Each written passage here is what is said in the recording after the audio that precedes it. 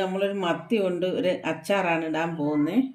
അതിന് വേണ്ടി ഞാൻ 1 കിലോ മത്തി എടുത്തിട്ടുണ്ട്. ചെറുതായിട്ട് അരിഞ്ഞേക്കുന്നതാണ് ഇങ്ങനെ അരിഞ്ഞേക്കുന്നത് ഞാൻ. അതിന് വേണ്ടി നമുക്ക് വറുക്കാൻ വേണ്ടി ഞാൻ 1 സ്പൂൺ, ഈ സ്പൂണിന് 1 സ്പൂണ് കുരുമുളക് പൊടി എടുത്തിട്ടുണ്ട്, 1.5 സ്പൂണ് മുളക് പൊടി എടുത്തിട്ടുണ്ട്. അത് നമുക്ക് ഇതിലോട്ട് എടുക്കാം.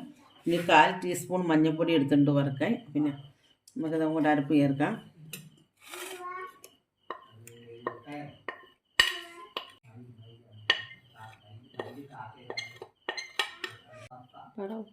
ഉപ്പിടുവാണ് ഞാൻ.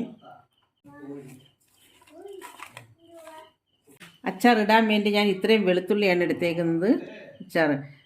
ഇഞ്ചി ഞാൻ ഇത്രയും എടുത്തിട്ടുണ്ട് അരിയാൻ.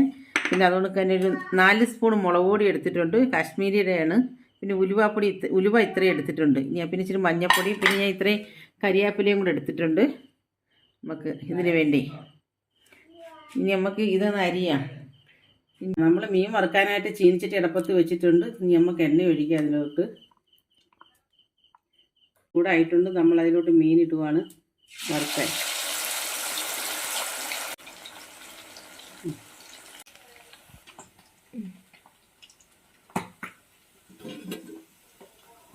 അച്ചാർ ഇടാനായിട്ട് ചീനിച്ചട്ടി അടപ്പത്ത് വെച്ചിട്ടുണ്ട്.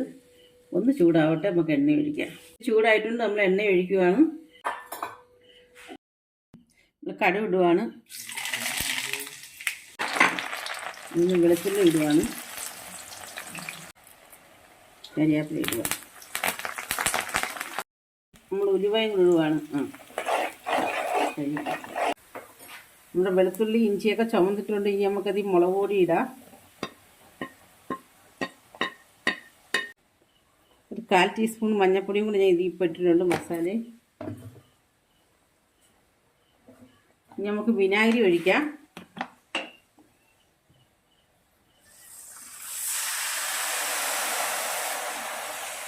ഇതിൽ 2 കൈ വിനാഗിരി ഒഴിച്ചിട്ടുണ്ട്.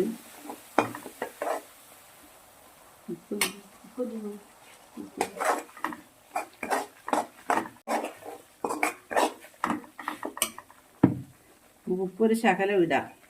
നേരത്തെ നമ്മൾ ഉപ്പിട്ടിട്ടുണ്ടായിരുന്നല്ലോ.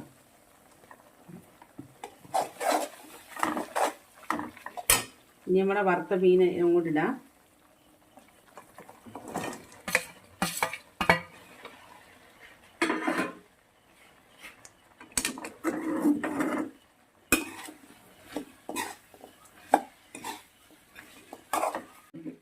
നമ്മുടെ അച്ചാർ റെഡി ആയിട്ടുണ്ട്. നിങ്ങൾ ട്രൈ ചെയ്യുക.